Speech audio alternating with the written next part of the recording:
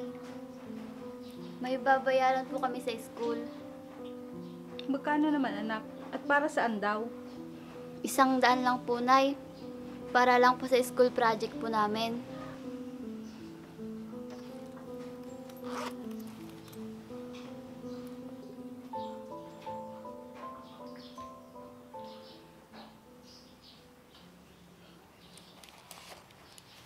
Oh, ito anak.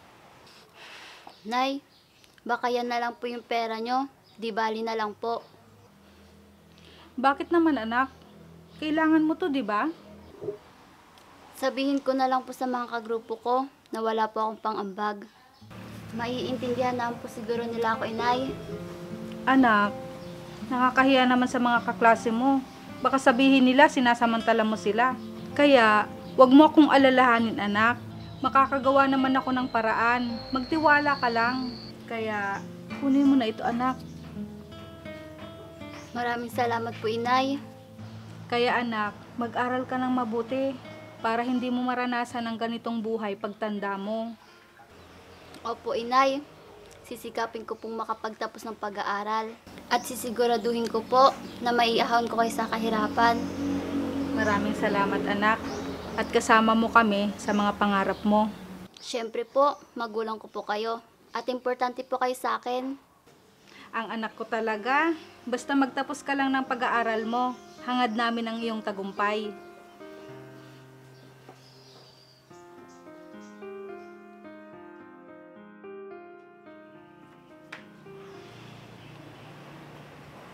Ay, nakakapagod. Oh, JR, nandiyan ka na pala. Mukhang pagod na pagod ka. Oo, mahal. Pero hanggat kaya ng katawan ko, hindi ako susuko para sa inyo. Gusto mo na bang kumain? Total, nakapagluto na ako ng hapunan natin. Mamaya na siguro. Maaga pa naman. Ikaw ang bahala. Teka, ba't asan si Abby? Nasa eskwelahan pa siya. Pero, parating na rin siguro yun. Ganun ba? Kumusta yung pag-aaral niya? Mabuti naman. Kaso, marami siyang bayarin ngayon. Lalo na't magtatapos na siya ngayong taon. Di bali mahal, makakaraos din tayo. May mahal, kaya ba natin pag-aralin siya sa kolehiyo? Kaya natin niya mahal.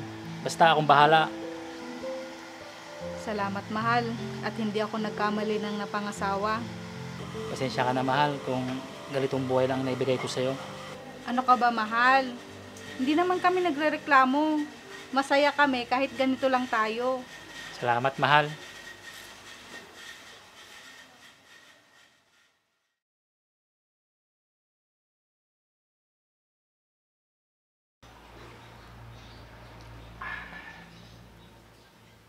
Tay, papasok na po ako. Ito anak, baon mo. Tay, pwede niyo po bang dagdagan ito? Ha? Bakit naman anak? Nakahiram po kasi ako sa kaklase ko, Tay. Bakit naman anak? Tsaka bakit ka nakahiram sa kanila? Nakakahiya naman. Kasi po, hindi po ako nakakahingi kay nanay. Wala po kasi siyang pera minsan. Sige. Ito, pumasok ka na, baka mahuli ka pa. Sige po, Tay. Maraming salamat po. Sige anak, mag-ingat ka ha. Sige po. Kawawa naman tong anak ko. Sana makapagtapos siya ng pag-aaral para may maganda siyang kinabukasan.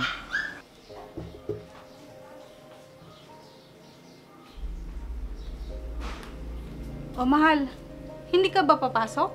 Papasok mahal, magbibihis na rin ako. Sige mahal, magwawalis lang ako sa likod. Sige mahal, ubusin ko ng kape ko at magbibihis na rin ako. Sige.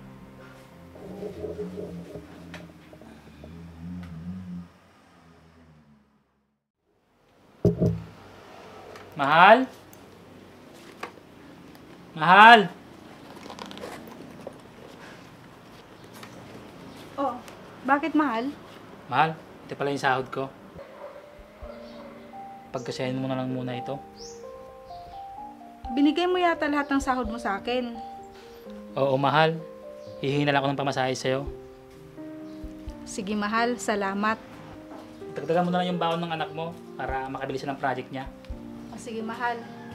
O, Abi, nandiyan ka na pala. Ano po, Tay? Ano po, Nay? Kumusta ang klase mo, anak? Mabuti naman po. Tay, Nay, may magandang balita po ako sa inyo. Ano yun, anak? May honor po ako, Nay. Malapit na po ako makapagtapos. Talaga, anak? Magandang balita nga yan. Oo nga, anak. Salamat naman at makakapagtapos ka na may honor. Masaya kami ng nanay mo, anak. Meron pa po akong isang magandang balita. Ano yun, anak? Nakapasa po ako sa entrance exam. Makakapagkoleyo na po ako ng libre. Isang malaking karangalan yan, anak. Dahil natupad mo ang mga pangarap mo. Lalo na at makapag-aral ka sa kolehiyo. Opo, Itay. Maraming salamat po sa suportan ninyo po sa akin. Hayaan mo, anak. Hindi kami titigil sa pagsuporta sa'yo. Oo nga, anak. Tungkulin namin na gabayan ka at suportahan ka sa lahat ng kailangan mo. Salamat po sa inyo.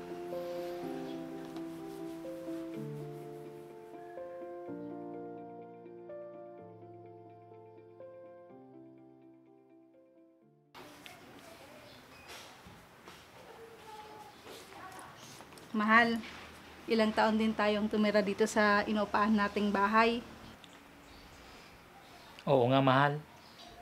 Maraming malungkot at masasayang araw ang dumating sa buhay natin dito sa bahay na to.